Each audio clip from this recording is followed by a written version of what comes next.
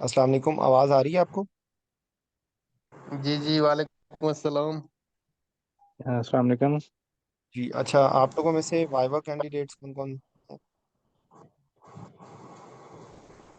मैं हूँ उस्मान, बाबा कैंडिडेट। जी अच्छा उस्मान,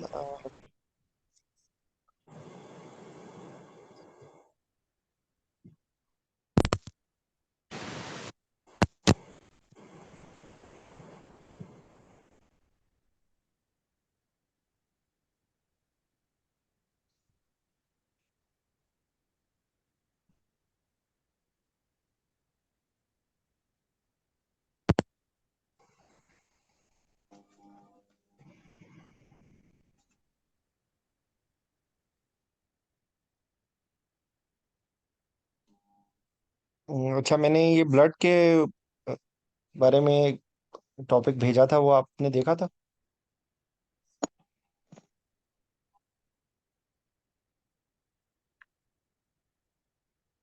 जो हम लोगों ने लास्ट सेशन किया था ना, उसमें मैंने आपको टेबल वाइवे के बारे में कुछ बेसिक्स बताई थी। ये लिखने का एड्रेस।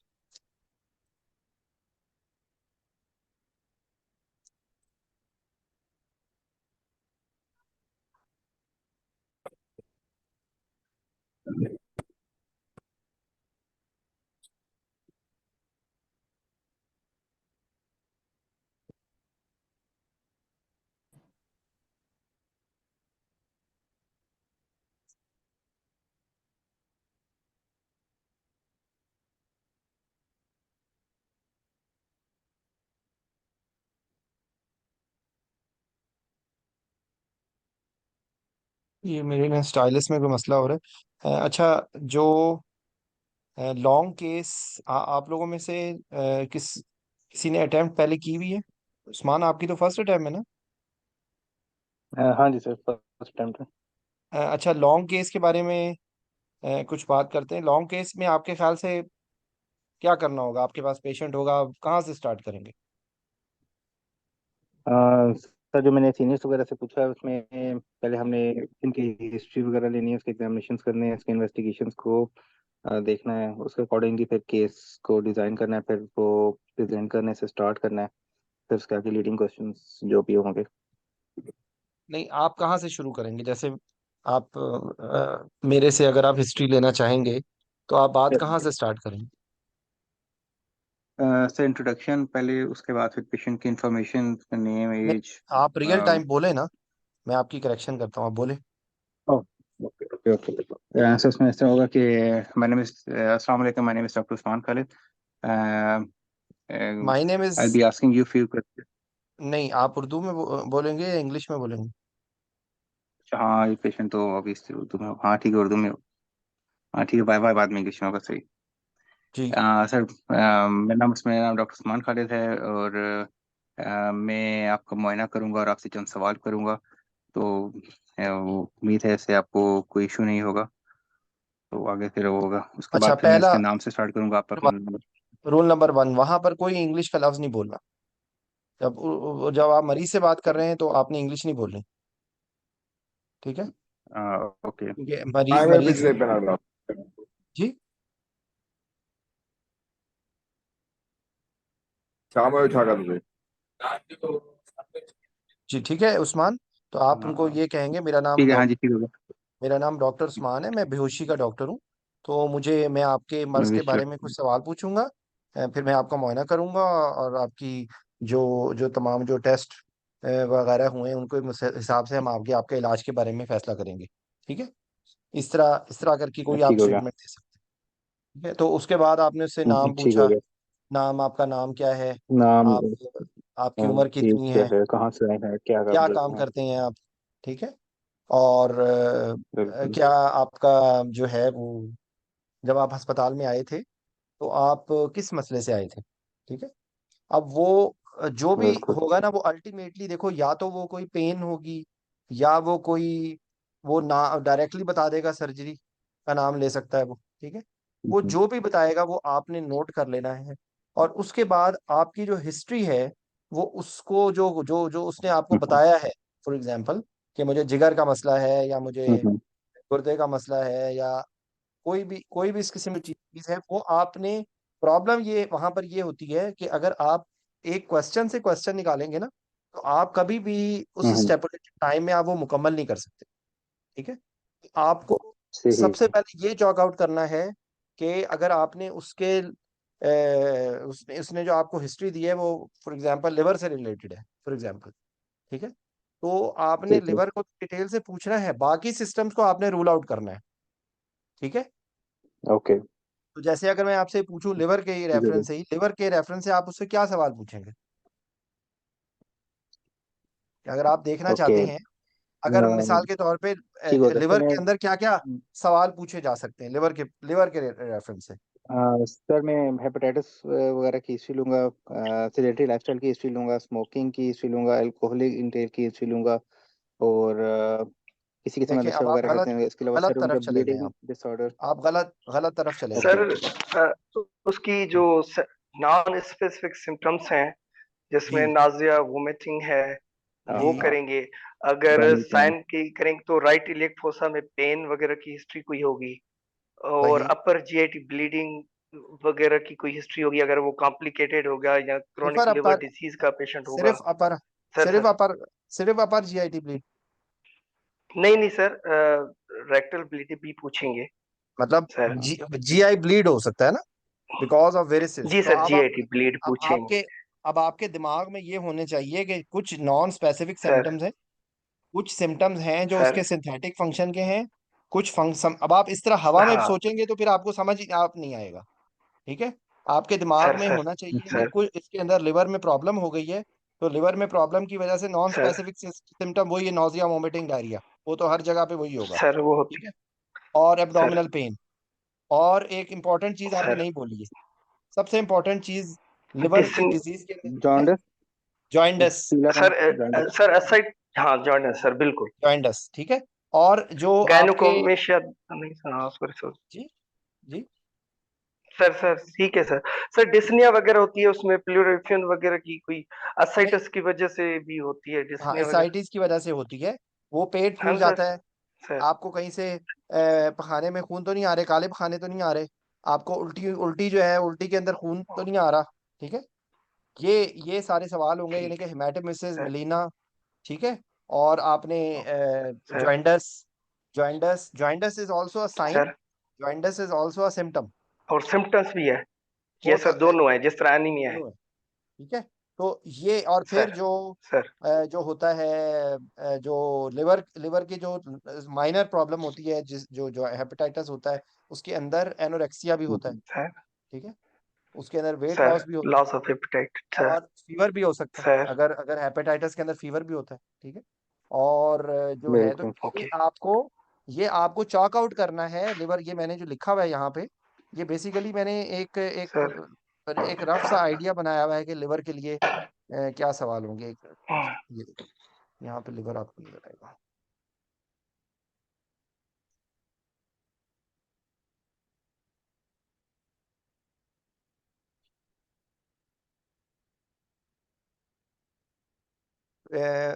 लिवर के लिए बेसिकली आपका ये देखें, GIC, nausea, vomiting, jaundice, diarrhoea, bloating, acidity, regurgitation, haematemesis, melaena, abdominal cramp, sir sir tenesmus, haemorrhoids, weight loss. ठीक है, हम्म, तो बेसिकली इनसे आपको लिवर के ये अभी अब इस वक्त हम सिर्फ सिम्टम्स की बात कर रहे हैं।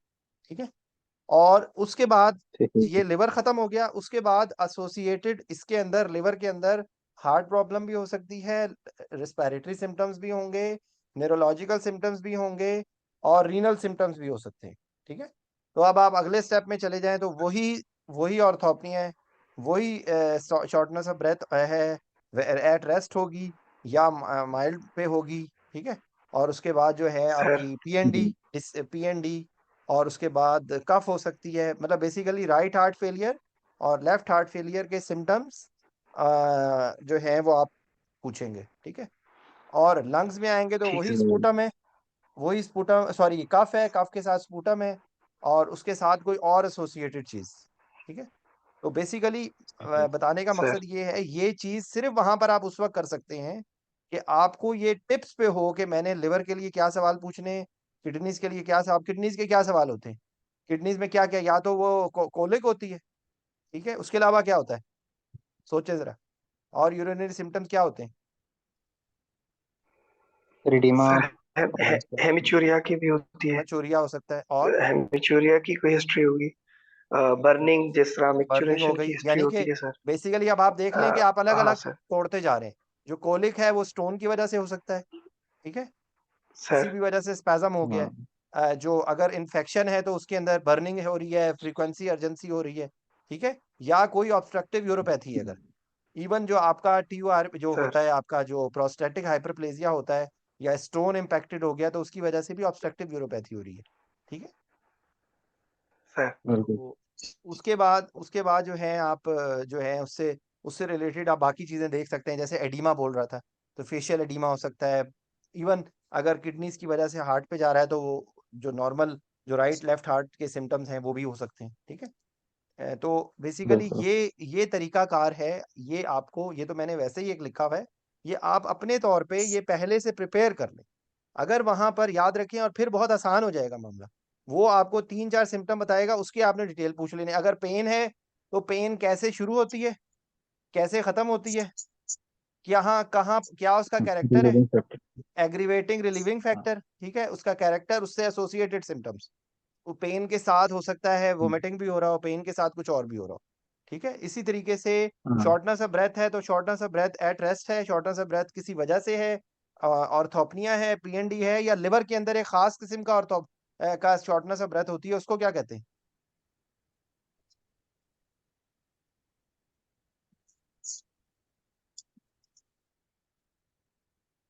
कुछ याद आया?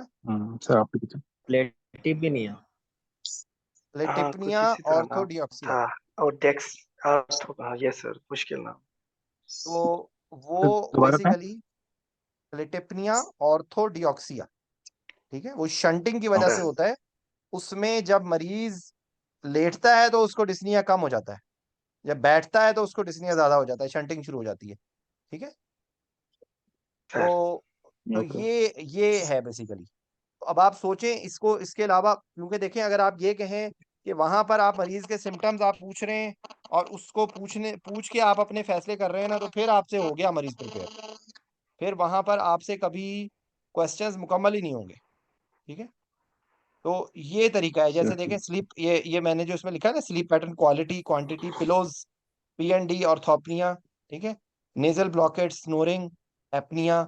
ये बेसिकली कुछ सवाल ऐसे होंगे जो आपको स्पेसिफिक एक पेशेंट के अंदर होंगे, लेकिन कुछ मेजॉरिटी जो चीजें हैं वो ऐसे ही। अच्छा, आप एनीमिया के बारे में, इसी में क्योंकि इस पेशेंट में एनीमिया भी हो सकता है ना, लिवर के अंदर हाँ। भी एनीमिया हाँ। हो सकता है, CRF में भी एनीमिया हो सकता है, दोनों में हो सकता है। तो इसको आपने एनीमिया के लिए क्या सवाल पूछेंगे आप?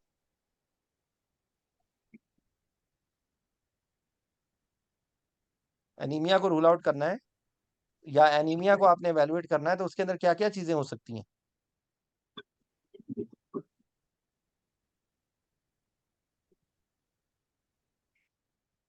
देखो ना, एनीमिया में क्या होता है, टायर्डनेस होगी, कहीं से ब्लड लॉस हो रहा होगा, ठीक है। तो आपने बेसिकली ये बिल्कुल। चंद चंद चंद क्वेश्चन क्यों, और इसमें एनीमिया के अंदर आपको अल्टीमेटली आपका जो है जो मकसद है वो ये देखना है कि ये कंपनसेटेड एनीमिया है या डीकम्पनसेटेड एनीमिया, ठीक है। पेशेंट अगर डीकम्पनसेट हो गया है तो वो आपके लिए प्रॉब्लम है, नंबर 1। और अगर कंपनसेटेड एनीमिया है तो उसके अंदर जो कार्डियोवास्कुलर चेंजेस हो रही हैं वो भी आपके लिए एक प्रॉब्लम है। उसके अंदर टैकीकार्डिया भी हो रहा है, उसमें हाई हाई कार्डिक आउटपुट हो रहा है, ठीक है। तो बेसिकली ये चीज़ें, तो अब हाँ। आप जो कॉमन 10-12 सिम्टम्स हैं उनको आप देखें और उनको अप्रूव कर लें। जैसे ये कुछ क्वेश्चन और लिखे हुए हैं जो कि जनरल क्वेश्चन है, मैरिटल हिस्ट्री, बस हिस्ट्री, उसके बाद कोई ब्लड ट्रांसफ्यूजन की हिस्ट्री हो, ठीक है, कोई इन्फेक्शियस डिजीजेज हैं, क्योंकि ये सारी आपके एनेस्थीसिया की मैनेजमेंट चेंज करेंगे ना। अगर उसने आपको बता दिया हेपेटाइटिस फॉर एग्जाम्पल, तो आपने जब बताना है उनको एनेस्थीसिया की केयर के अंदर, तो आपने ये बताना है कि ये एक इन्फेक्शियस डिजीज है तो ऑक्यूपेशनल हैजर्ड है, तो आपने स्टाफ को इन्फॉर्म करना है, इसके नंबर होंगे, ठीक है ना। ये इन्फेक्शियस डिजीज के रेफरेंस से ये आपको बातें पता होनी चाहिए। फिर उसके बाद जो है वो अगर किसी को, मतलब लाइक ये कि स्मोकर है, तो स्मोकिंग के रेफरेंस से आपसे वो सवाल आप एक्सपेक्ट करें कि अगर स्मोकिंग की हिस्ट्री है या अल्कोहल की हिस्ट्री है तो वो आपसे इमीडिएटली वो पूछ सकते हैं क्वेश्चन कि स्मोकिंग की में क्या इफेक्ट्स होते हैं और वो कितने ड्यूरेशन से रिवर्स होते हैं। ये आपके टिप्स पे होना चाहिए, स्मोकिंग के क्या इफेक्ट्स होते हैं और कितने ड्यूरेशन में कितना क्या रिवर्सल होता है। यानी कि अगर 12 घंटे पहले स्मोकिंग बंद करेंगे तो निकोटीन लेवल्स कम हो जाएंगे, कार्बन मोनोऑक्साइड लेवल कम हो जाएंगे, सर। और फिर उसका बढ़ते बढ़ते स्पूटम पे यस इफेक्ट है, क्लियरेंस पे है, और जो तो बेसिकली ये आपको सर। बिल्कुल पोस्ट टिप्स ऑप होना चाहिए। कॉम्प्लिकेशन पे है 6 to 8 वीक्स के बाद सर। जी, मतलब आपको अच्छा देखिए, एक और बात ये कि आपको बिल्कुल स्क्वीज्ड और टू द पॉइंट आपको आंसर बोलना आना चाहिए। लंबी कहानियों का टाइम नहीं सर। होगा, क्योंकि ये कोई भी कंपोनेंट है उसके अंदर, एक के अंदर कोई 75,000 चीजें बताने की जरूरत नहीं होती। आपने उनको ऐसे लफ्ज बोलने हैं कि स्मोकर्स के अंदर, उसके अंदर हाइपर रिएक्टिव एयरवे होगा, स्पुटम ज्यादा होगी, उसको रिस्पिरेटरी प्रॉप कॉम्प्लिकेशंस होने के ज्यादा चांसेस होंगे। बस इतना जुमला बोल दिया, अगर वो डिटेल उन्होंने पूछनी है तो आपसे पूछ लेंगे, ठीक है। लेकिन आपने उनको सिर्फ नग पूरे करने हैं, जिसको क्या कहते हैं, नग पूरे करना। तो ये उसकी है चीज, हम्म। ठीक, ठीक है। तो इसी तरीके से कोई भी डिजीज है तो आपने ये कोशिश करनी है कि ये उससे सवाल के अंदर जो भी हो, उस जैसे उसने शुगर बता दिया है, शुगर और हाइपरटेंशन बता दिया है, तो अब आप इसमें क्या एक्सपेक्ट करेंगे। उसके अंदर आप ये एक्सपेक्ट करेंगे, आपके दिमाग में ये जुमला होना चाहिए, microvascular and macrovascular complications leading to end organ damage sir. In brain, heart, kidneys, sir. Eyes and autonomic जो नर्वस सिस्टम है, ठीक है। तो सर। अब आपको अगर ये जुमला आता है तो आपको कोई चीज भूलेगी नहीं। अगर आपको ये जुमला नहीं आता तो वहां पर फिर आप आए बाएं शाएं करेंगे और आपको कुछ पता नहीं चलेगा कि क्या बताना है। तो यही यही चीज होगी एवेलुएशन में। जब टेबल वाइवा हो तो ये इतना जुमले से आपका काम चल जाएगा। आपको पता होगा कि माइक्रोवेस्कुलर कॉम्प्लिकेशंस क्या क्या होती हैं डायबिटीज में या सर रेट, हाइपरटेंशन में। Rate, sir retinopathy, retinopathy, retinopathy और नेफ्रोपैथी, नेफ्रोपैथी, ठीक है। तो वो आप, nephropathy sir. Exactly. Yes sir. Sir. जी, तो उसके अंदर आपको Neuropathy. मोटा मोटा पता होना चाहिए यस। कि किस तरह वो डॉट हेमरेज होता है, ब्लॉट हेमरेज होता है। इससे ज्यादा डिटेल्स नहीं पूछेंगे वो आपसे। Yes sir. Basically blood pressure में, हाइपरटेंशन में भी सर। तकरीबन मोर और लेस वही चीज होती है, और डायबिटीज में भी वही होती है, न्यू वेस्कुलराइजेशन होती है और ब्लीडिंग होती है, उसकी वजह से रेटिना डैमेज हो जाता है। यस। और जो इसके अंदर होता है वो प्रोटीन यूरिया होती है, ठीक है। ग्लोमेरुलर जो बेसमेंट मेम्ब्रेन की प्रॉब्लम होती है, और उसके बाद जो है वो प्रोटीन सर। यूरिया होता है, और उसके आगे जो प्रॉब्लम्स आती हैं वो आती है, ठीक है। तो वो आपको जो है वो कुछ आपको हिस्ट्री में पता चलेंगी बातें, कुछ एग्जामिनेशन, जैसे इसी को ही अगर मैं कहूँ कि एग्जामिनेशन में क्या बातें होंगी, तो एग्जामिनेशन में आई को कोरिलेट कर लेंगे आपके, उसको फंडोस्कोपी करवाएंगे उसकी, ठीक है। और आपने ये नहीं बोलना कि सर। मैं करूंगा, आप एनेस्थेटिस्ट हैं, आपका काम नहीं है फंडोस्कोपी करना। उसने कहा है कि हम ऑप्थेल्मोलॉजी से की हेल्प लेंगे और फंडोस्कोपी देखेंगे कि इसके अंदर क्या क्या कंडीशन है उसकी, वजह क्या है। अब आपका इससे एनेस्थीसिया से क्या लिंक है। अगर एक पेशेंट है, उसको ऑलरेडी रेटिनोपैथी हो रही है और अब उसकी प्रोन पोजीशन में सर्जरी हो रही है, और साथ उसको हाइपोटेंसिव एनेस्थीसिया देना है किसी ऐसी कंडीशन में, तो that will become a concern, कि हो सकता है उसको पोस्ट ऑपरेटिव ब्लाइंडनेस हो जाए, ठीक है। यानी कि उसकी वो चीज एग्जेजरेट हो सकती है। तो आपने ये चीजों को कोरिलेट करना है, ठीक है। इसी तरीके से अगर जो आपकी किडनीज हैं, तो किडनीज के अंदर एक पेशेंट को पहले से ही आपको देखना है कि उसके अंदर कितना डैमेज है। अगर उसका बेसलाइन ही क्रेटिनिन ज्यादा है, तो अब आपने उसको हाइपोटेंशन भी कर दी, आपने उसको फ्लूइड भी कम दे दिया, उसको साथ एनसेड भी दे दिया, और अगर उसका कोई ऐसा प्रोसीजर हो रहा है जिसके अंदर उसको कंट्रास्ट दी जा रही है, ठीक है, और उसको डायरेक्ट कंप्रेशर भी हो रहा है, ये सारे फैक्टर्स आ सकते हैं ना आपके एनेस्थीसिया के अंदर। तो hypotension, hypoperfusion, hypovolaemia, NSAIDs, contrast, pressure, ये सारी चीजों से पता लगा उसका पोस्ट ऑपरेटिव वो रीनल फेलियर में चला गया, ठीक है। या सर। कोई ऐसी सर्जरी है जिसमें बहुत ज्यादा प्रेशर रहा तो उसको रेब्डोमायलाइसिस हो गया। तो ये सारी चीजें आपके दिमाग में, जी, समझ आ गई बात। Yes, sir. सर। ठीक है, तो ये आपने इस तरीके से वहां पर जो सवाल पूछने हैं, तो वो आपके सवाल बराए सवाल नहीं होने चाहिए। आप वहां पर कोई प्रेम कहानी नहीं लिख रहे। आप लोगों को वहां पर जो भी सवाल पूछने हैं आपको पीछे पता हो, क्योंकि एग्जामिनर आपके सवालों को सुन रहा होगा, और वो ये भी कह सकता है कि भाई आपने ये क्यों पूछा था। अगर आपको यही नहीं पता कि आप ये सवाल क्यों पूछ रहे हैं, ठीक है, तो क्योंकि डायबिटीज हाइपरटेंशन वेरी कॉमन, तो आपको ये पता होना चाहिए। अगर टेबल वाइवा है तो आपने ये जुमला इस तरह बोलना है। तो अगर मिसाल के तौर पे सेंट्रल नर्वस सिस्टम है, तो सेंट्रल नर्वस सिस्टम के अंदर क्या होगा, उसको या तो कोई TIA होगा, यानी कि ट्रांजिट इस्कीमिक अटैक, या उसको स्ट्रोक पहले हुआ होगा, या स्ट्रोक अभी हुआ होगा, ठीक है, या प्रीवियस कोई हिस्ट्री होगी, सर ठीक है। या उसके बाद आपने 3 सर सिस्टम्स को उसके देखना होगा। उसको सेंसरी कोई डेफिसिट तो नहीं है, मोटर डेफिसिट तो नहीं है, उसके रिफ्लेक्सेस, और उसके बाद उसका autonomic nervous system, higher mental function तो है ही है, ठीक है। तो basically higher mental sir function, उसकी कोई गेट की अबनॉर्मेलिटी, सेंसरी, मोटर, बेसिकली ये 4-5 चीजों में आपको उसका सेंसरी, उसका नर्वस सिस्टम रूल आउट हो जाएगा। तो अगर मिसाल के तौर पे डायबिटिक पेशेंट है या कोई भी हाइपरटेंसिव पेशेंट है, उसके अंदर न्यूरोलॉजिकल प्रॉब्लम्स हो सकती हैं because of macrovascular complication of diabetes and hypertension, that is called as atherosclerosis, ठीक है। तो एथेरोस्क्लेरोसिस, सर आपके दिमाग में ये है कि आपने एथेरोस्क्लेरोसिस को रूल आउट करना है।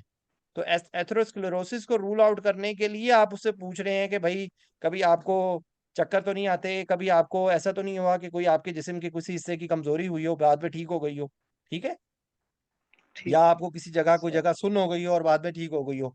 तो basically TIA can be anything. TIA को डेफिनेशन ये होगी कि कोई ऐसा न्यूरोलॉजिकल प्रॉब्लम जो रिवर्स हो जाता है, ठीक है।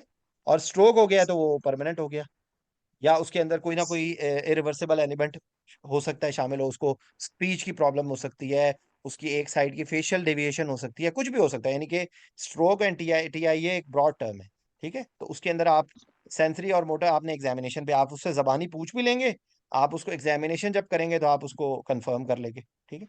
तो ये तरीका है।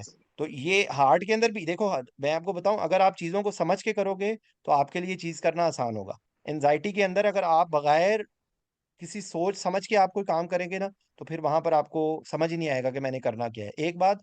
दूसरी बात यह कि तमाम लॉन्ग केस एक जैसे हैं, तमाम लॉन्ग केस के अंदर बेसिक थ्योरी सेम है, बेसिक रोल सेम है। चाहे आपके पेशेंट को CLD हो, तो भी आपने उसका हार्ट भी चेक करना है, लिवर भी चेक करना है, क्या नहीं है, उसका किडनीज भी देखनी है, उसको उसको क्या CLD के पेशेंट को न्यूरोलॉजिकल प्रॉब्लम नहीं होती, यूरीमिया नहीं होता, हेपेटिक एनकेफेलोपैथी में जा सकता है ना, ठीक है। सर जा तो सकता है। बेसिकली ये आपस में इंटरलिंक्ड है, ये सारी चीजें आपस में इंटरलिंक्ड है। तो आपने लॉन्ग केस के अंदर खास तौर पे अपनी अप्रोच ऐसी रखनी है कि आपको पता हो कि मैं क्या कर रहा हूँ, ठीक है। तो मैंने आपको न्यूरोलॉजिकल बता दिया, इसी तरीके से जैसे ये जो इसकी है आपकी एथेरोस्क्लेरोसिस, वो बाकी जगह देखना है, तो आप उससे एक्सरसाइज टॉलरेंस पूछी, उससे आपने उसकी इस्कीमिक हार्ट डिजीज देख ली कि उसको कोई चेस्ट पेन तो नहीं हो रही, अगर ऑलरेडी फेलियर में है तो उसको डिस्निया तो नहीं हो रहा। तो बेसिकली आपके दिमाग में ये होगा कि मैं देख रहा हूँ कि कैनेडियन क्लास एंजाइना की इसकी क्या है, और या फिर फेलियर है तो न्यूयॉर्क हार्ट एसोसिएशन क्लासिफिकेशन इसकी क्या है। आप जो भी उससे सवाल पूछ रहे हैं ना, तो वो आपको जो भी जवाब दे रहा है, तो उसके अंदर आपने फिट करना है। जब आप एग्जामिनर के पास जाएं तो आप उसको इस तरह बता सकते हैं, ठीक है, कि इसके अंदर माइल्ड एक्सर्शन के ऊपर है तो ये न्यूयॉर्क हार्ट एसोसिएशन क्लासिफिकेशन के हिसाब से ये है, फॉर एग्जाम्पल, ठीक है। और अल्टीमेटली उसके अंदर जो अगर पेरिफेरल वास्कुलर डिजीज, अच्छा, उसके बाद अगला स्टेप जो होता है एंजाइना के, वो MI होता है, ठीक है। MI होता है तो उसके अंदर कुछ चीजें आपको हिस्ट्री से पता लग गई एंजाइना की, उसको डिस्निया हो गया या चेस्ट पेन हो गई, ठीक है। और अगले स्टेप पे फिर आप ECG देखते हैं। ECG में अगर आपको कोई फाइंडिंग रेस्टिंग में नहीं मिलती और उसकी फंक्शनल क्लास अच्छी नहीं होती, या वो या मूव नहीं कर सकता वो, फॉर एग्जांपल, तो फिर आपको स्ट्रेस टेस्टिंग करना होता है, ठीक है। तो ठीक सर। एक सर स्ट्रेस टेस्ट होता है फिजिकल, और एक होता है फार्माकोलॉजिकल, सर ठीक है। तो फार्माकोलॉजिकल सर जो होता है वो आप स्ट्रेस थैलियम करते हैं, या फिर आप डोब्यूटामीन स्ट्रेस एको करते हैं, ठीक है। तो उससे आपको पता लग जाता है कि ठीक सर। भाई हार्ट के अंदर पेरिफेरल सॉरी ये जो इस्केमिक हार्ट डिजीज है because of atherosclerosis, because of hypertension या डायबिटीज, उसकी वजह से उसके अंदर इस्केमिक हार्ट डिजीज डेवलप हुई है, तो उसकी वजह से कोई स्कीमिया तो नहीं हो रहा। अगर उसके अंदर स्कीमिया होगा तो हो सकता है उसको चेस्ट पेन हो, या उसका हो सकता है हिडन हो। तो आपने तो एनेस्थीसिया में उसके अंदर लोड डालना है, यानी कि उसके मेट्स आपने 4 चेक करने हैं। अगर वो पेशेंट को ऑस्टियोआर्थराइटिस है तो अब आप कैसे चेक करेंगे? अब आप कहेंगे कि क्योंकि इस पेशेंट की फिजिकल एक्टिविटी कम है, इस वजह से हम उसका उसकी फंक्शनल क्लास नहीं देख सकते, इसलिए इस पेशेंट के अंदर स्ट्रेस टेस्टिंग की जरूरत है। ये आंसर होगा, ये सबके अंदर सेम होगा, चाहे वो हार्ट डिजीज है, चाहे वो इस्कीमिक हार्ट डिजीज है, चाहे वो हार्ट फेलियर है, चाहे वो डायबिटीज है उसके अंदर, क्योंकि आप रूल आउट नहीं कर सकते ना। और डायबिटीज में खास तौर पे साइलेंट इस्कीमिया होता है। तो इस्कीमिया आपको या तो फिर एक्स ये जो है ईसीजी से पता चलेगा, एको मैंने आपको बता दिया, स्ट्रेस थैलियम बता दिया। ठीक है, हार्ट से रिलेटेड दो इन्वेस्टिगेशंस और हैं जो आपको पता होनी चाहिए। एक हॉल्टर होता है, क्योंकि इनके अंदर एरिथमियाज भी हो सकते हैं, ब्रेडी एरिथमियास, पैल्पिटेशन हो, अगर वो मरीज बताएगा आपको पैल्पिटेशन हो रही है। ठीक है, तो पैल्पिटेशन को में फिर आप उसके अंदर अगर उसकी रिदम खराब है तो उसके अंदर हॉल्टर होता है to see the the type of arrhythmias. ठीक है, तो 48 आवर्स के लिए उसको ईसीजी लगा के उसको रिकॉर्ड करते हैं, फिर उसके बाद उसको देखते हैं कि उसके अंदर कौन से एरिथमियास है। ठीक है, और अगली एडवांस स्टेज है, ये आपसे नहीं पूछेगा कोई, लेकिन आपको ये पता होना चाहिए कि एरिथमियास को ट्रीट करने के दो तरीके हैं। या तो वो उसमें फार्माकोलॉजिकल होगी, या फार्माकोलॉजिकल के अंदर कोई उनको एंटी रिदमिक्स देंगे, या अगर एरिथमियाज हो रहे हैं तो आपने स्कीमिया को रूल आउट करना है। तो क्योंकि हो सकता है कि उसको जो एरिथमियाज हो रहे हैं वो बिकॉज ऑफ स्कीमिया हो सकता है आपको एंजियोग्राफी की जरूरत पड़े। सर उसके उसके बाद आपने इस्कीमिया भी रूल आउट कर लिया, फिर भी एरिथमियाज हो रहे हैं, तो उसके लिए जो अगली चीज होती है उसको कहते हैं इलेक्ट्रोफिजियोलॉजिकल स्टडी, और उसके जरिए उसको एब्लेशन कर देते हैं। तो ये चंद बातें हैं जो आपको हर सूरत पता होनी चाहिए, क्योंकि लॉन्ग केस के अंदर वो आपसे यही सवाल पूछते हैं कि ईसीजी क्यों करनी है, एको क्यों करना है, थैलियम स्कैन क्यों करना है, डोप्यूटाम्यून एको क्यों करनी है, या एको की क्या फाइंडिंग्स होती हैं। ठीक है, तो एको के अंदर आपने अगर स्कीमिया देखना है तो स्कीमिया देखने का क्या तरीका होगा एको में, या तो उसके अंदर सेगमेंटल वॉल मोशन एबनॉर्मेलिटी होगी, सेगमेंटल वॉल सर। अगले स्टेप सर में हाइपोकाइनीजिया, अगले स्टेप में एकाइनीजिया। ठीक है, हाइपरटेंसिव पेशेंट है, उसके अंदर क्योंकि हाइपरट्रोफी हो रही है, तो हाइपरट्रोफी की वजह से उसके अंदर डायस्टोलिक डिसफंक्शन हो रहा है। डायस्टोलिक डिसफंक्शन हो रहा है, उसकी वजह से उसकी जो है वो जो बेसिकली जो एंड डायस्टोलिक वॉल्यूम है वो कम हो रहा है। तो उसकी वजह से बेसिकली हार्ट की जो कॉन्ट्रैक्टिलिटी होती है वो डिपेंड करती है फ्रैंक स्टॉलिक लॉ के हिसाब से उसकी इनिशियल जो फाइबर लेंथ है। तो अगर वो इनिशियली इतना वो फूल के कुप्पा हो गया है तो वो तो रिलैक्स ही नहीं करेगा। जब वो रिलैक्स नहीं करेगा तो ब्लड को रिसीव नहीं करेगा। अब आपके घर मेहमान रोजाना आने लगा तो पहले दिन तो आपने उसको बहुत रिसीव किया और उसको हर तरह की फैसिलिटी दी, लेकिन उसके बाद अब आप तंग आ गए कि भाई ये तो रोज रोज आ रहा है। ठीक है, तो वो वही बिल्कुल वही थ्योरी है इसके अंदर। तो यही थ्योरी वैल्वुलर हार्ट डिजीज के अंदर है, क्योंकि वैल्वुलर हार्ट डिजीज के अंदर भी एको के अंदर अल्टीमेटली या तो कोई चैम्बर डायलेट हो रहा है, या चैम्बर के अंदर स्टेसिस हो रहा है, दरवाजा जो है वो टाइट हुआ है, तो उसकी वजह से ट्रांसवेलुलर प्रेशर ग्रेडियंट बढ़ रहा है। ठीक है, उसकी वजह से पिछला जो चैम्बर है जोर लगा रहा है, वो हाइपरट्रोफी हो गया है, उसके अंदर ब्लड जमा होना शुरू हो गया, उसके अंदर क्लॉट जमा हो गए, बन गए। यही होती है आपकी सारी वैल्वुलर जो स्टीनोसिस में। और जो रीगर्जिटेशन होती है, रीगर्जिटेशन में बैक प्रेशर हो रहा होता है। ठीक है, तो रीगर्जिटेशन के अंदर देखते हैं रीगर्जिटेंट फ्रैक्शन कि आगे कितना जा रहा है, पीछे कितने जा रहा है। तो ये है आपकी सारी एको की फाइंडिंग। और उसके अंदर एक और इम्पॉर्टेंट चीज होती है, वो होते हैं पल्मोनरी आर्टरी प्रेशर्स। ठीक है, तो जो पल्मोनरी आर्टरी प्रेशर्स होते हैं वो आपको एक इनडायरेक्ट पता लगता है एको से। उसको एक्यूरेट देखने का क्या तरीका होता है पल्मोनरी प्रेशर्स को?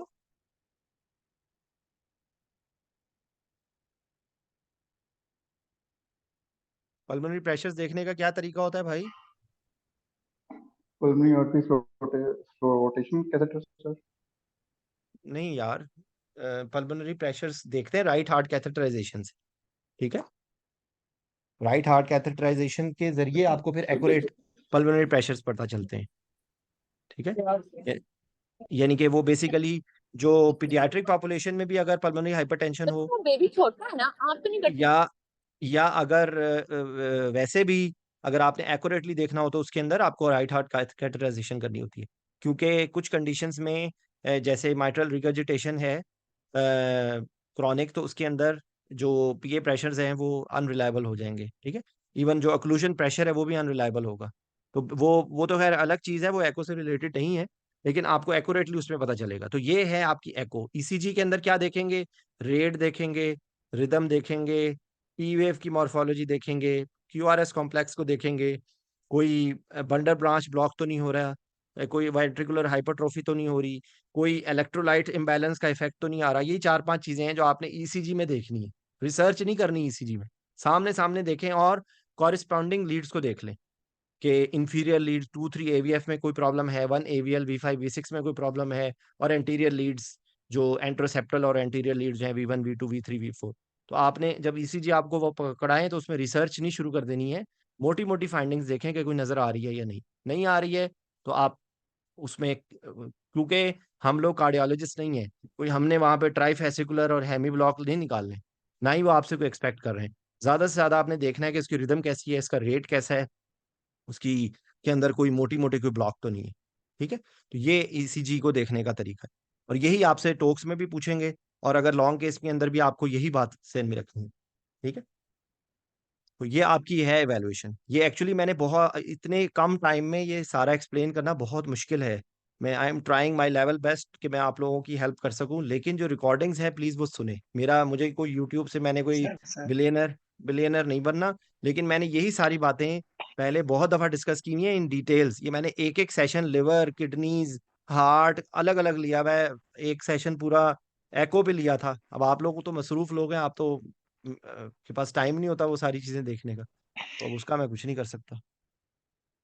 ठीक है, अब और क्या हो गया? सर अ, जी अच्छा सर, एक मैं पेरीपाटम कार्डियोमायोपैथी पढ़ रहा था, उसमें एक इको में फाइंडिंग थी कि रिड्यूस फ्रैक्शनल शॉर्टनिंग। सर ये भी इको में देखते हैं?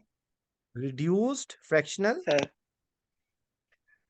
शॉर्टनिंग लेस देन 30, वो उसका क्राइटेरिया था कि डायग्नोज पेरीपाटम कार्डियोमायोपैथी कैसे करेंगे। उसमें था कि लेफ्ट यार वेंट्रिकुलर डिसफंक्शनिंग, ईएफ उसमें, सर ईएफ नहीं जो ये होता है 45 से नीचे हो जाए, एंड देयर इज सही a reduce fractional shortening less than 30। ये मैं मुझे पता, लेकिन मैं आपको वैसे बता रहा हूँ कि देखो आप cardiologist नहीं, सर ये इतनी ऐसी चीज के जो कॉमन नहीं है, वो आपसे कभी उस पे ठीक आपको है फेल सर। नहीं करेंगे। समझ आई बात? सर पेरिपार्टम सर कार्डियोमायोपैथी का तो ये है कि वो लॉन्ग केस में आने के चांसेस बहुत कम है, वो आपसे टेबल वाइवे में पूछेंगे। ठीक है, तो सर हाँ, टेबल टेबल टेबल वाइज। वाइवे में, टेबल वाइवे के अंदर सबसे बड़ा फायदा ये होता है कि आपके पास टाइम ही इतना थोड़ा होता है कि आपको मजीद डिटेल, आपने पेरिपार्टम कार्डियोमायोपैथी है उसके अंदर, तो आपने उसको रूल ऑफ एक्सक्लूजन से बताना है आपने। ठीक है, कि पहले उसका हार्ट ठीक था, सर 20 वीक्स के बाद उसको failure हो गया, जी सर, कोई चीज पहले उसको कोई 37। वैल्वुलर हार्ट डिजीज नहीं थी। ठीक है, अब उसके अंदर फेलियर कोई के नहीं साइन थी सिम्टम्स आ सर। गए, और यूजुअली उसके अंदर इजेक्शन जी फ्रैक्शन सर। बहुत कम होती है, और actually it's a sort of dilated cardiomyopathy. ठीक है, और उसका जो सर अल्टीमेट ट्रीटमेंट जो है वो आपने जो है उसकी सिजेरियन सेक्शन होगा, जब उसका बच्चा डिलीवर होगा तो उसके बाद वो आहिस्ता आहिस्ता सेटल होगा। ठीक है, तो पेरिपार्टम सर कार्डियोमायोपैथी मुझसे जब पूछा गया था तो मेरे फरिश्तों को ये नाम भी नहीं मैंने सुना हुआ था, और ये बाय द वे मेरे से टेबल वाइवे में पूछा गया था ये, और शायद ये फर्स्ट टाइम पूछा गया था एग्जाम में। तो मेरे तो सब सर जाने भला, मैंने तो सब कार्डियोमायोपैथी तक मैं पहुंच गया था, इससे आगे का मुझे कुछ पता नहीं। बहरहाल एनीवेज, तो उन्होंने वो पूछ सर रहे थे कि इसका नाम कोई होता है, तो इतनी डिटेल में ना जाए। देखें, ये बनी इसराइल बनेंगे ना अगर आप लोग, तो कभी आप लोगों की तबाही होगी। बाल की खाद में नहीं जाते, मोटी मोटी बात पे फेल होता है वहां पे बंदा। एक कभी भी कोई छोटी बहुत इस तरह की बारीकियों में जब आप फंसेंगे, तो अब आप मुझे एक बताएं कि वेलुलर हार्ट डिजीज के अंदर क्या कोई पूछेगा आपसे भाई में, या अगर आपसे पूछेगा भी तो उस बात पे कोई आपको फेल करेगा? नहीं सर। वो तो पढ़ के लेकिन बंदे ये को जो सिर्फ, है, सॉरी, जी जी मुजीब बात कर रहा हूँ। अच्छा, इसमें जी जी रिड्यूस जो शॉर्टनिंग का मतलब होता है वो एलवी के डिसफंक्शन को करते हैं, और वो कैलकुलेट मेयरमेंट है एक तरह की, वो हाँ इको वालों की टर्म है, और इसका कोई क्लिनिकल टर्म से इतना कोई इफेक्ट नहीं पड़ता। हाँ क्लिनिकली उसका मैं मतलब ये है कि अगर कंट्रैक्शन है, इसका मतलब है जी कि जी सर हम एलवी यही बात कर डिसफंक्शन रहे थे। सीवियर है। हम्म, जी ठीक है सर, बताओ ठीक। मुझीब, सॉरी मैं कॉन्टिन्यू सॉरी मैं बीच में बोल पड़ा। जी लेंथनिंग वो मेयर करते हैं कि एलवी के जो मसल्स हैं वो कितना कॉन्ट्रैक्ट कर रहे हैं। सो पहले सिर्फ इजेक्शन फ्रिक्शन, लेकिन ejection friction over estimate, under estimate और बहुत सारी चीजों पे असर पड़ता था। तो ये अभी लेकिन इट्स जस्ट इको फाइंडिंग, और इसका क्लिनिकल उससे कोई इतना कोई फर्क नहीं पड़ता। इसका मतलब है कि रिड्यूस एलवी जो है फ्रिक्शनल कॉन्ट्रैक्शन का मतलब है सिवियर एलवी डिस्फंक्शन। सही, thank you thank you. Thank तो यू सर। तो बेसिकली मतलब आप लोगों को ये जहन में रखना है। हार्ट के बारे में मैंने कुछ बात कर ली। इसी तरीके से जो न्यूरो की बात कर रहा था उसमें क्लिनिकल साइन सिम्टम्स और उसके बाद सीटी स्कैन या एमआरआई या सेरेब्रल एंजियोग्राफी, या आपने बेसिकली कैरोटिड डॉपलर से देखेंगे, या आजकल बेसिकली जो जो कैरोटिड सीटी होता है उसमें वो सारी सारी फाइंडिंग्स आ जाती हैं। तो बेसिकली कैरोटिड सीटी में और जो डॉपलर होता है उसमें फ़र्क ये होता है कि जो सीटी होता है ना वो एक स्टैटिक उसका आता है, लेकिन वो ज़्यादा ऑथेंटिक होता है। मुझे इतनी ज़्यादा इसके बारे में डिटेल्स नहीं मुझे पता, लेकिन इतना मैं आपको बता रहा हूँ कि जो सीटी होगा वो एक स्टैटिक स्टेज पे फाइंडिंग आएगी, जबकि जो कैरोटिड डॉपलर है उससे जो है वो डायनामिक है। ठीक है, उससे डायनामिक आपको ब्लड फ्लो का पता चलेगा। लेकिन आज ये मेरे कॉन्सेप्ट के हिसाब से कैरोटिड डॉपलर ज्यादा इंपॉर्टेंट होगा, लेकिन एक्चुअली शायद ये दोनों को आपस में कोरिलेट करके वो स्टेटस देखते हैं न्यूरोलॉजिकल। ठीक है, तो इसलिए जब भी अब जैसे अभी मुजीब ने कार्डियक के रेफरेंस से बात की है ना, तो जब भी कार्डियक सर्जरी होती है तो उसके अंदर क्योंकि पंप पे सर्कुलेशन होती है तो हाइपोक्सिया होने के चांसेस होते हैं। तो इसलिए तमाम कार्डियक सर्जरी से पहले कैरोटिड डॉपलर किया जाता है या सीटी किया जाता है ताकि देखें कि जो सेरेब्रल वेस्कुलेचर है वो ऑलरेडी कोई कॉम्प्रोमाइज तो नहीं है। ठीक है, क्योंकि ऐसे पेशेंट में फिर पोस्ट ऑपरेटिव न्यूरोलॉजिकल आउटकम हो सकता है, उसको स्ट्रोक हो सकता है। ठीक है, पंप सर्कुलेशन की वजह से। तो एक्चुअली ऐसे पेशेंट्स होते हैं candidate to do in beating heart, लेकिन आमतौर पे तो कहानी डिफरेंट होती है पाकिस्तान में तो, और हिसाब किताब है ये। तो ये सिलसिला है, ठीक है। इसी तरीके से एक चीज और होती है इंपॉर्टेंट जो हार्ट के रेफरेंस से होती है। मुझे thanks a lot for your help. ठीक है। अच्छा, दूसरी बात ये है कि हार्ट के रेफरेंस से एक और चीज़ जो इन्वेस्टिगेशंस में देखेंगे क्योंकि इस वक्त ये एक सेशन में ये सारी चीज़ें मुकम्मल करना मेरे लिए मुश्किल है, लेकिन बेसिकली एक जो इसके अलावा जो टेस्ट की हम बात कर रहे हैं, हमने एग्जामिनेशन को अभी टच नहीं किया। टेस्ट की बात कर रहे हैं ना, तो उसके अंदर एक और जो चीज़ इंपॉर्टेंट होती है, हमने एको ईसीजी की तो बात कर ली। जो चेस्ट एक्सरे होता है उससे आपको एनलार्ज कार्डिक शेडो शेडो या आपको कोई और आपको वेट लंग या आपको कोई और फाइंडिंग मिल सकती है। और इसके अलावा जो एंजाइम्स होते हैं, ठीक है, तो वो आपको एंजाइम्स, बल्कि जो जो भी लॉन्ग केस के लिए जा रहे हैं आपको पता होने चाहिए कि कौन से एंजाइम कब स्टार्ट होते हैं रेज होना, कब पीक करते हैं और कब रिवर्स होते हैं। ठीक है, तो ट्रॉप टी, ट्रॉप आई, सी के एम बी, सी पी के जो है ये आपको पता होना चाहिए कि कितने घंटों में ये रेज होंगे, कितने घंटे में पीक होंगे और कितने घंटे में रिवर्स होंगे। ठीक है, ये चीज़ है। तो हार्ट में बेसिकली देखें, आपको कहने को बेतहाशा चीजें हैं इसके अंदर।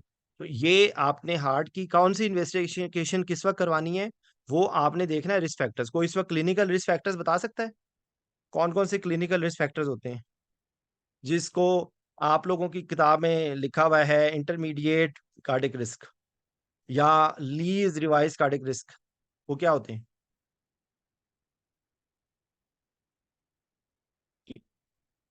Who will tell? उस्मान हाँ, यस सर। जी, ये आपको याद है? हाँ, तो याद क्या किए पूछ रहे हैं थे। सर? प्लीज रिपीट करें सर।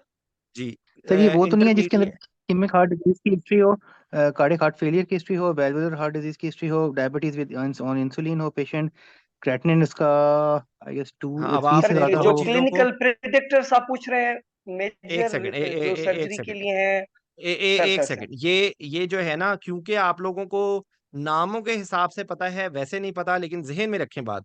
इनको सिंपल वर्ड्स में रिस्क फैक्टर कहा जाता है। ठीक है, क्योंकि एक होती है एक्टिव कार्डिक ओके। कंडीशंस, यानी कि एक्टिव कार्डिक कंडीशन में है जिसको हम, मैं बहुत आप लोगों को हंसाने के लिए लफ्ज यूज कर रहा हूँ, मरण जोगा, यानी कि वो मरीज जो मरने के करीब है, ए से फोर सर फॉर एग्जाम्पल, वो क्या क्या है? वो हैं आपकी एक्यूट या recent MI, decompensated heart sir failure, sir sir unstable angina okay class वो 3 और 4। ठीक है, sir severe sir valvular disease. ठीक है, तो बेसिकली दो हम्म। आपके सर एंजाइना से रिलेटेड हैं, angina class 3 and 4, unstable angina यानी कि, और एक्यूट और रिसेंट एमआई, फेलियर हो गया डिकम्पेंसेटेड हार्ट सर फेलियर, और आपका जो है एक और चीज है वो है एरिथमियाज, सीवियर एरिथमियाज, जैसे फॉर एग्जांपल आपका जो है एसवीटी है, वीटी है। ठीक है, तो वो बेसिकली वो, और सर सिम्प्टोमेटिक ब्रेडिकार्डियाज, जो ब्रेडिकार्डियाज हैं वो ज्यादा डेंजरस होते हैं एक्चुअली। तो जो मोबिस टाइप 2 सही और है ये सर। वाले जो हैं वो आपके, सबसे पहले आपने देखना है कि मरीज मरण जोगा तो नहीं है।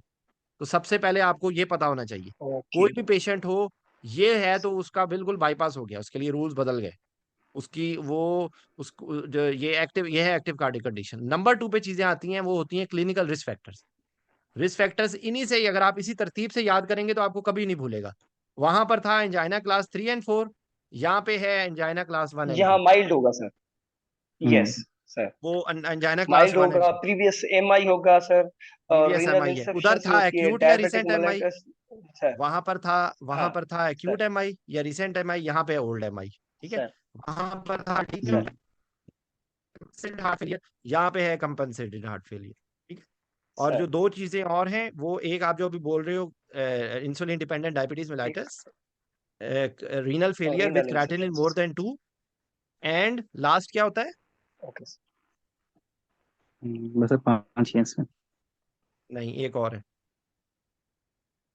सर माइल्ड एंजाइना हो गया, प्रीवियस एमआई हो गया, देखो, और हार्ट अगर फेलियर आप जिस्म के, कंपनसेटेड। अपने 5 जिस्म सर। के हिस्सों को बारे में सोचोगे तो आपको खुद ही पता चल जाएगा कि ये सारी हार्ट की बातें हो गई, सर। डायबिटीज हो गई, एक दिमाग भी तो है ना। तो हिस्ट्री ऑफ स्ट्रोक, हाँ सर। तो मैंने हिस्ट्री ऑफ स्ट्रोक। सर ठीक है, सर। जो हिस्ट्री ऑफ स्ट्रोक है वो भी एक क्लिनिकल रिस्क फैक्टर, इसको अब आपको वो किसी तरह नाम, इंटरमीडिएट रिस्क फैक्टर भी कहते हैं इनको, इंटरमीडिएट कार्डिक रिस्क। सर। इसको ही ली रिवाइज कार्डिक रिस्क इंडेक्स कहते हैं, तकरीबन वही वाली बातें हैं। इसी को क्लिनिकल प्रेडिक्टर्स भी कहते हैं। इनके हिसाब से आपने सर। उसकी इन्वेस्टिगेशन करानी है। जैसे अगर मिसाल के तौर पे अब आपको कोरिलेट कैसे करेंगे कि एक पेशेंट है, हाइपरटेंसिव है, ठीक है, और उसके अंदर सर। कोई उसके अंदर फेलियर का एलिमेंट नहीं है, तो आपको उसकी सिर्फ इस वजह से कि वो हाइपरटेंसिव है, आपने उसकी एको नहीं करवानी। समझ आई? ये इस तरीके से है। लेकिन अगर एक पेशेंट हाइपरटेंसिव है, साथ उसको हिस्ट्री ऑफ स्ट्रोक भी है, ठीक है, और साथ उसको इंसुलिन डिपेंडेंट डायबिटीज मेलाइटस भी है, अब उसकी अब आपने उसकी जो है वो स्ट्रेस टेस्टिंग करवानी है। ठीक है। यानी कि आपने अब आप उसका एको करवाना है, या आपने उसकी जो है वो थैलियम स्कैन करवाना है। ये बेसिकली इसका कॉन्सेप्ट है, मोटा मोटा कॉन्सेप्ट इस बात का ये है। तो आपने जब भी वहां पर डिजीज देखी, डायबिटीज या हाइपरटेंशन, ठीक है, तो अब आपने देखना है कि इसके अंदर एंड ऑर्गन डैमेज कितना हो रहा है। एंड ऑर्गन डैमेज से आपको पता लगेगा कि ये कंपनसेटेड है या डिकम्पनसेटेड है, ये इसके अंदर इंसुलिन डिपेंडेंट डायबिटीज मेलाइटस है या नहीं। लैब्स आपने देखी तो उससे आपको पता लगा कि सीआरएफ है या नहीं। ठीक है। और फिर उस हिसाब से आप उसकी एको के ऊपर जाएंगे। ठीक है। एको या थैलियम स्कैन। बाकी मैंने आपको बता दिया कि किस कंडीशन में आपने स्ट्रेस, क्योंकि यही वो सवाल है कि जिसमें लोग फंस जाते हैं। एको की फाइंडिंग मेरे से पूछी थी 2012 में, मैंने जब वाइवा दिया तो क्या फाइंडिंग, सबको कुछ नहीं पता था उस वक्त, तो मैं आंसर ऐसे नहीं दे सकता था। लेकिन बहरहाल वक्त की बात होती है, तो बेसिकली आप लोगों को ये पता होना चाहिए हर चीज में फाइंडिंग, चेस्ट एक्सरे में क्या फाइंडिंग्स हो सकती हैं, ईसीजी में क्या फाइंडिंग्स हो सकती हैं, एको में क्या फाइंडिंग्स हो सकती हैं। ठीक है। थैलियम स्कैन है, सर। क्यों करवाते हैं, तो हर, अब आप देखें, हमने इस वक्त आई को भी देख लिया, हमने ब्रेन को भी देख लिया, हमने हार्ट को भी देख लिया। अब आगे आपका जो है पल्मोनरी। तो जो पल्मोनरी है, पल्मोनरी के अंदर देखें, सिंपल आपका चेस्ट एक्सरे भी एक चीज है, उसके बाद जो क्लिनिकल फाइंडिंग्स है वो तो है ही है। उसके साथ आपने उसको कोरिलेट करना है चेस्ट एक्सरे से पल्मोनरी फंक्शन टेस्ट।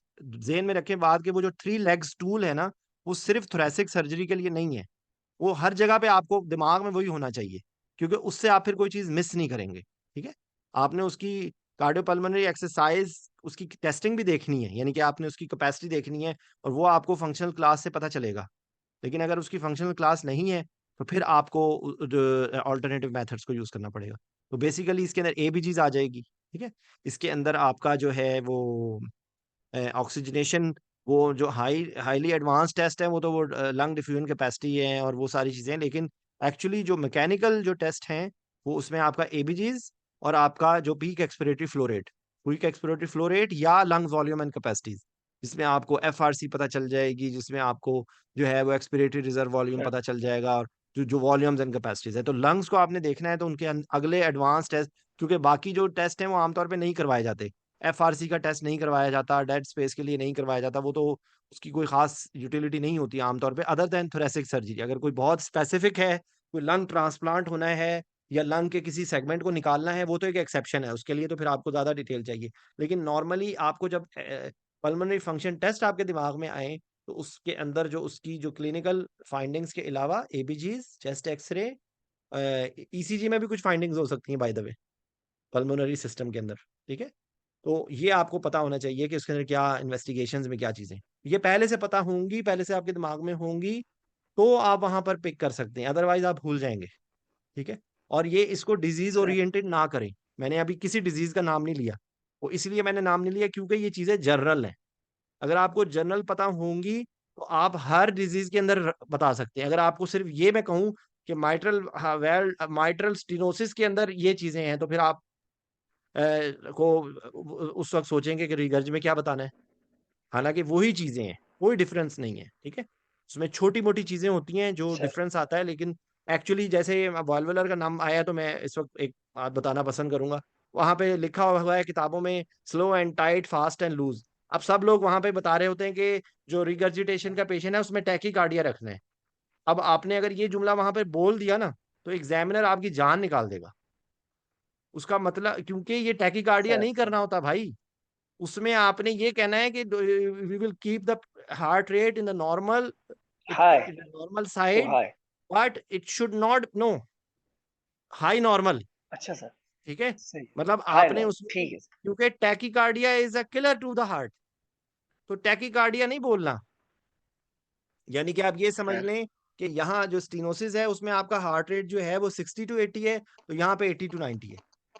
और आपने ज्यादा स्ट्रेस इस बात पे देना है कि you there should not be bradycardia, because bradycardia will increase the regurgitation fraction and decrease the cardiac output. ये ओके। जुमला आपको इस तरह पता होना चाहिए। इसी तरीके से क्या, अब आपको अगला जो जुमला बोलते हैं स्टीनोसिस में जी, एसवीआर को ज्यादा रखना है। अब एओर्टिक स्टीनोसिस के पेशेंट में अगर मेंटेन रखना एसवीआर है सर। मेंटेन रखना है, अगर सर एसवीआर बढ़ गई ना, तो वो हार्ट सर बेचारा तो पहले ही उसकी गर्दन सर दबी हुई है, तो पकड़ के आपने एसवीआर बढ़ा दी अगर, तो फिर तो गया ना हार्ट। ठीक है, तो बेसिकली सर आपने लफ्ज बोलना है। ये मैंने एक जुमला इसमें लिखा हुआ है, माई बेस्ट फ्रेंड। तो आपको कोई भी एनेस्थीसिया देना है ना, तो उसके अंदर oxygen, carbon dioxide, sinus rhythm, heart rate, volume, pressure, इसको आप मेंटेन रखेंगे। ठीक है, तो आपने maintain sir sinus rhythm, maintain SVR and don't let it go down और गो हाई, ये आप जुमला बोल सकते हैं जो भी रिगर्जिटेशन या स्टीनोसिस के लिए। तो उसमें फिर आपको, एग्जामिनर को भी लगेगा कि ये कोई पढ़ा लिखा बंदा है। वहां पे अगर आपने फास्ट और लूज लूज बोल दिया, या लोग आपने मोनिक बोलना शुरू कर दें, या एक और बहुत बड़ी गलती है जो आप लोग सारे करते हैं, जब भी मैं किसी से सवाल पूछूं, सर इसकी प्री ऑपरेटिव, इंट्रा ऑपरेटिव और पोस्ट ऑपरेटिव मैनेजमेंट होगी। अब चक्कर ये है कि वहां पर इस चीज की सिग्निफिकेंस उतनी ही है कि आप उसको, एग्जामिनर को सिर्फ ये बता दें कि आपको पता है कि प्री ऑपरेटिव से लेके पोस्ट ऑपरेटिव केयर तक होती है चीज, लेकिन अगर आप डिवाइड करके बताने की कोशिश करेंगे तो आप कंफ्यूज हो जाएंगे और आपको ये भूल जाएगा कि कौन सी चीज प्री ऑप में बतानी है, कौन सी चीज इंट्रा ऑप में बतानी है, और कौन सी चीज पोस्ट ऑप में बतानी है। अगर आप इनिशियल मैनेजमेंट में ही सारी इंपॉर्टेंट चीजें बता देते हैं तो कोई आपको फेल नहीं करेगा। इनिशियली आपने किसी भी मास्टर आर्टिस्ट की मैनेजमेंट में आप बता दिया कि इस पेशेंट को मशीन की जरूरत होगी, इस पेशेंट को इन्वेसिव मॉनिटरिंग की जरूरत होगी, इस पेशेंट के अंदर मिनिमम इन्वेसिव सर्जरी करनी चाहिए, इस पेशेंट के अंदर आपने लेरिंगोस्कोपिक स्ट्रेस को आपने अवॉइड करना है। ठीक है, यानी कि वो सारी बातें, वो सारी केयर जो आप इंट्रा ऑपरेटिव में बताना चाहते हैं, अगर आप शुरू में बता देंगे तो it is not a bad idea. समझ आई, बजाय इसके ये कि आप प्री ऑपरेटिव में कुछ बता के और आपको याद आए कि पोस्ट ऑपरेटिव में आईसीयू अरेंज करना था, तो इट्स अ बैड इंप्रेशन, बल्कि हो सकता है पोस्ट ऑप में आप आईसीयू भूल जाएं। इसलिए इंपॉर्टेंट बात ये होती है, इसी तरीके से रीजनल एनेस्थीसिया को प्रेफर किया जाता है। अगर माइट्रल रिगर्जिटेशन में या स्टीनोसिस के अंदर रीजनल एनेस्थीसिया नहीं देते, तो आपने उसमें ये बात बतानी है कि इसके अंदर हमारा जो मकसद है वो है कि राइट हार्ट और लेफ्ट हार्ट के फिलिंग प्रेशर्स को हमने मेंटेन रखना है, इसलिए हम किसी स्ट्रेस को सर से अवॉइड करना है। और एक जो रोलर कोस्टर फिनोमेना होता है, सी सॉ फिनोमेना होता है, जिसमें blood pressure swings of blood pressure हैं, तो शायद नॉर्मल पेशेंट तो टॉलरेट कर लेता है, लेकिन ये पेशेंट नहीं टॉलरेट करेगा। ठीक है, तो ये इंपॉर्टेंट बात है इसके अंदर। तो आपको आपको अपने आंसर्स को ऑर्गेनाइज करना है और उसको तरतीब देनी है। ठीक है, तो ये ही, और कोई बात पूछें, क्योंकि मैं अब थक गया हूं। मैं आज, मैंने सोचा था कि मैं आज जरूर करूं। ये पेपर जो है ना, इसके अंदर आपको ये सारी चीजें, और देखें ज़हन में रखें कि ये जो स्कोर्स लिखे हुए हैं ना तमाम, सर आपका जो अब आप यही लॉन्ग केस कर रहे हैं आप। अब आप सोचें कि पल्मोनरी रिस्क फैक्टर्स आपने कैसे रूल आउट करने हैं। तो आपके आपके पास एक होना चाहिए कि आप जब हिस्ट्री ले रहे हो लॉन्ग केस के अंदर ही, तो आपको कोई चीज पता लग गई ना कि ये एक रिस्क फैक्टर है। तो फॉर एग्जांपल किसी को सीओपीडी है या अस्थमा है तो it's a pulmonary risk factor.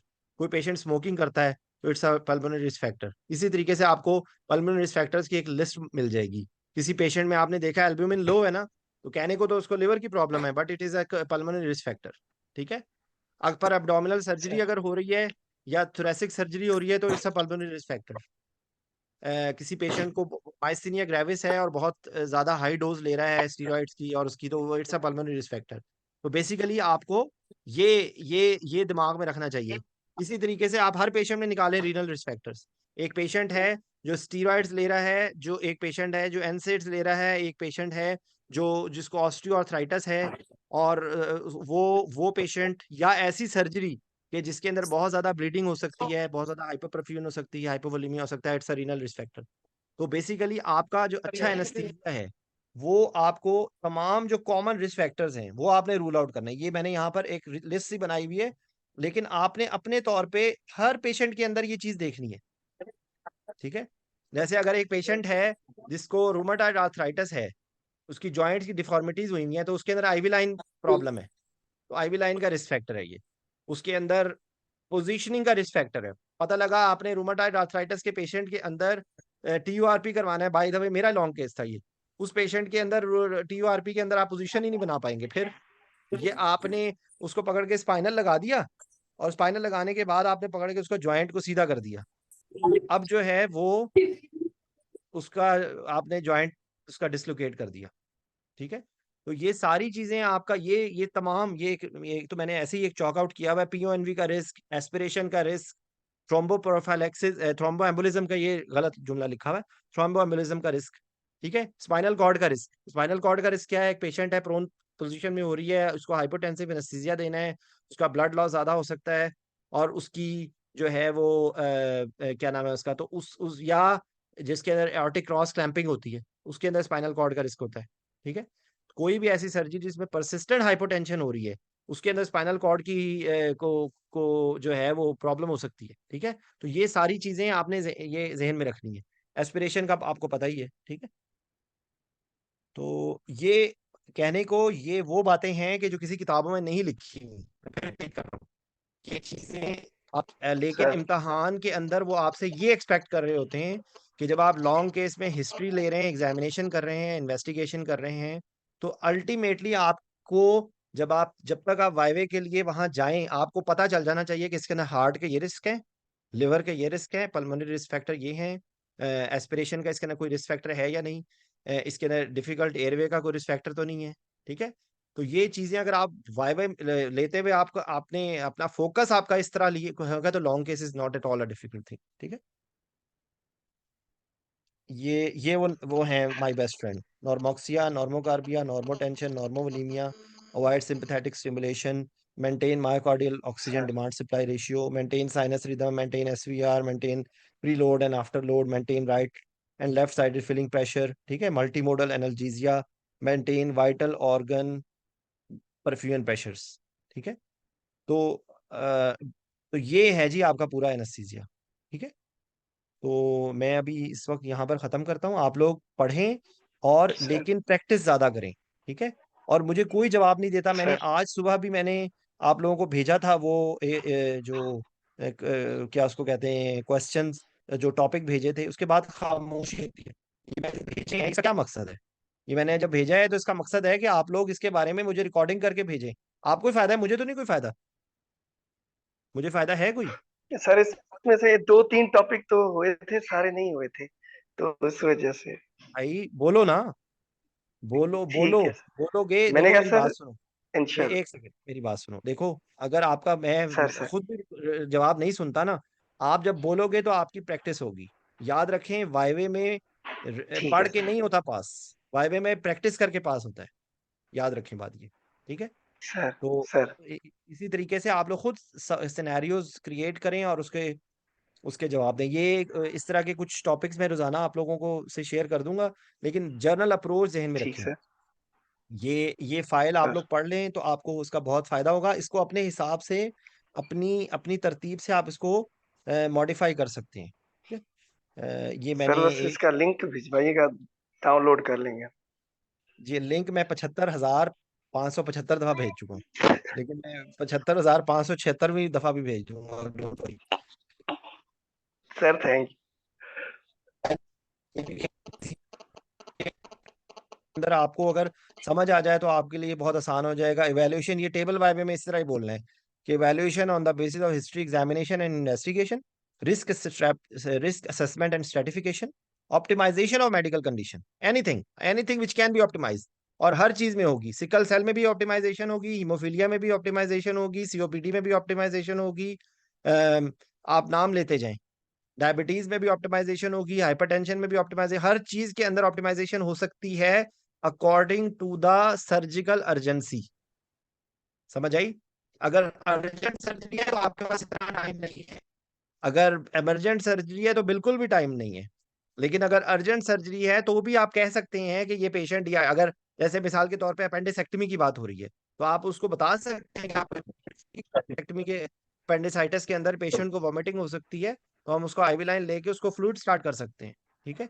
इसी तरीके से इंटेस्टाइनल ऑब्स्ट्रक्शन का अगर सर। पेशेंट है तो उसके अंदर भी आप ये जुमला बोल सकते हैं। अगर एक पेशेंट है सीओपीडी का, कुछ भी नहीं तो आप उसको ये कह सकते हैं कि आपने उसको इनिशियल आपने वैल्यूएशन की, और अगर उसका स्पैज्म है तो आप उसको नेबुलाइज करवा सकते हैं, उसको एक स्टीरॉइड का शॉट दे सकते हैं, ठीक है। उसकी चेस्ट फिजियो कर सकते हैं before surgery, because it will improve the outcome, ठीक है।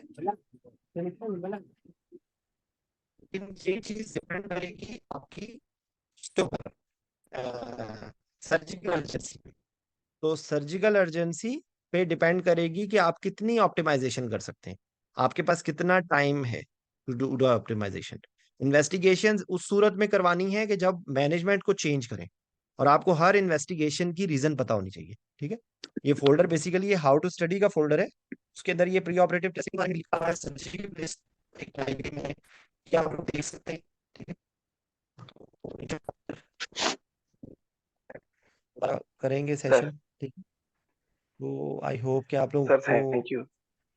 ये सर्जरी के रेफरेंस से ये बातें हैं। देखो, जब भी आपको कोई सर्जरी बताएं तो आप देखें कि ये अर्जेंट सर्जरी है, इसके अंदर सर्जिकल रिस्क कितना है, इसमें ब्लीडिंग रिस्क कितना है, कौन सी पेशेंट पोजीशन में है, ड्यूरेशन यूरिन कितना होता है, लेवल ऑफ इन्फ्लुएंस कहाँ पे है, क्या लेवल ऑफ एनेस्थीसिया रिक्वायर्ड है, ठीक है। एनेस्थीसिया के ऑप्शंस क्या क्या हैं, एनाल्जेसिया के ऑप्शंस क्या क्या हैं, इसके अंदर कोई क्रिटिकल स्टेप तो नहीं होता। ऐसे एग्जांपल मैं आपको दूंगा, लेप्रोस्कोपिक सर्जरी में trocar insertion critical step, critical step. और थर्ड जो है, जो CO2 की अब्जॉर्प्शन हो रही होती है। तो आप हर सर्जरी के अंदर क्रिटिकल स्टेप सोचो, कम से कम जो 20-25 जो कॉमन सर्जरीज हैं, कोलिस्टेक्टमी है, TURP है, लैटरल पोजीशन में सर्जरी है, प्रोन पोजीशन में सर्जरी है, ठीक है। आपको मोटा मोटा उसके बारे में, एंडोस्कोपिक सर्जरी जैसे मिसाल के तौर पे कोई भी सर्जरी जो क्लोज कैविटीज में हो रही है और स्कोपी हो रही है, एंडोस्कोपिक सर्जरी हो रही है, ठीक है। चाहे वो लेप्रोस्कोपिक के तौर पे हो रही हो, चाहे वो जो है वो ऊपर वाले खाने से लेप्रोस्कोपिक जो है वो आपके एंडोस्कोपिक सर्जरी हो रही हो, तो उसके अंदर ब्लीडिंग हो सकती है, ठीक है। और एंडोस्कोपिक तरीके से उसकी ब्लीडिंग को रोकना मुश्किल होगा। जैसे लेप्रोस्कोपिक सर्जरी में अगर सडन ब्लीडिंग हो जाए तो आपके पास मार्जिन कम होगा, आपको ओपन करना पड़ेगा, और सर्जन ओपन करना पड़ेगा, और उसके अंदर पेशेंट फौरन डिकम्पनसेट कर सकता है। इसलिए आपने ये बोलना है कि laparoscopic, we should have always have good IV cannulas, because laparoscopic surgery, if suddenly bleeding occurs because of any inadvertent injury, vascular injury, क्योंकि यहाँ पे इवन कोल्स्टेक्टमी कर रहे होते हैं तो लिवर बेड का ही कितनी दफा डैमेज कर देते हैं सर्जन, और सडन ब्लीडिंग शुरू हो जाती है। इससे भी ज्यादा ये है लेप्रोस्कोपिक स्लीव गैस्ट्रेक्टमी में, क्योंकि स्लीव गैस्ट्रेक्टमी में बिल्कुल पीछे जो है ऑर्टा भी पड़ा हुआ है, और उसकी मेन आर्टरीज भी, ब्रांचेस भी उसकी निकल रही हैं, जस्ट जहां पर वो सर्जरी कर रहे होते हैं।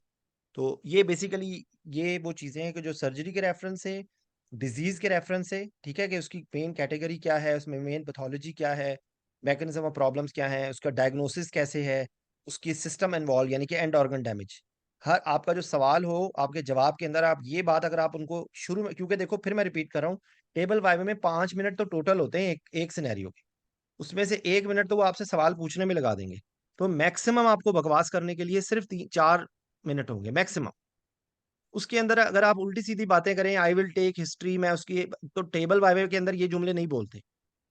Evaluation on the basis of history, examination, and relevant investigation to see the end organ damage and severity of the disease and see the reversible component. ये आपका जुमला याद कर लो। सर वो लाहौर में कहते हैं शर्तिया मिठे, तो मजा ना आए तो पैसे वापस। ये मैं आपको चैलेंज कर रहा हूँ, अगर आप इस तरीके से वाइवे की प्रिपरेशन करने का तरीका यही होता है भाई। आप ये, मैं आज भी किसी से मैं बता रहा था, मैं आप लोगों को बताऊंगा, वहां पर टेबल वाइवे के अंदर फेलियर की रीजन ये होती है कि जब वो आपसे सवाल पूछते हैं तो वो बहुत ही स्पेसिफिक सवाल पूछ रहे होते हैं, और वो उस सवाल का मकसद ये नहीं होता कि आप मॉर्गन मनहूस का कोई सफा नंबर 75 सुनाएं उनको। उन्होंने आपको एक सिनेरियो दिया है जिसके सर अंदर एक छोड़ दीजिए सर्जरी है, मॉर्गन एक हम। पेशेंट है और एक डिजीज है। अगर आपने वो चीजों को सर पहले से प्रिपेयर नहीं किया होगा तो हम नहीं बोल सकते। अगर आप किसी होटल में जाते हैं सर तो 30 मिनट में आपको मटन कढ़ाई भी मिल जाती है। तो घर में जरा बीवी को कहो ना 30 मिनट में मटन कढ़ाई बना के दे दो, वो आपको डंडा मारेगी पकड़ के, ठीक है। वो वजह क्या है? वजह ये है कि होटल वाले, उन्होंने हाफ हाफ कट सारी चीजें प्रिपेयर की हुई होती हैं। उनकी सब्जियां भी कटी हुई होंगी, अदरक भी कटी हुई होगी, लहसुन भी कटी हुई होगी, टमाटर भी कटे हुए होंगे, इवन उन्होंने गोश्त को भी उबाला हुआ होगा। समझ आई? तो जब वो आपको, उनको ऑर्डर मिलेगा तो वो 25 मिनट में आपको कढ़ाई पकड़ा के खिला देंगे। तो यही यही अप्रोच आपकी सर बायवे में है। अगर आपको प्रेग्नेंट पेशेंट का, पीडियाट्रिक पेशेंट का, एल्डरली पेशेंट का, डायबिटिक पेशेंट का, हाइपरटेंसिव पेशेंट का, और आप बल्कि छोटे छोटे आप 30-30 सेकंड्स के अपने खुद क्लिप्स बना लें हर डिजीज के, सिकल सेल डिजीज का, थैलेसीमिया का, हीमोफीलिया का, क्योंकि ये वहां आपसे पूछा ही जाना है। कोई ना कोई एक डिजीज आपसे पूछ, सीएलडी का, सीआरएफ का, आपको बिल्कुल जिसको कहते हैं ना कि कॉम्प्रिहेंसिव कॉम्पैक्ट वर्ड्स में, ठीक है। तो फिर आपके लिए आसानी हो जाएगी, ठीक अदरवाइज वहां पर चीजें भूल जाती हैं मेरे भाई, ठीक है। तो ये इस फोल्डर के अंदर की चीजें पड़ी हुई हैं, ठीक है? और बाकी जो यूट्यूब का जो चैनल है उसके अंदर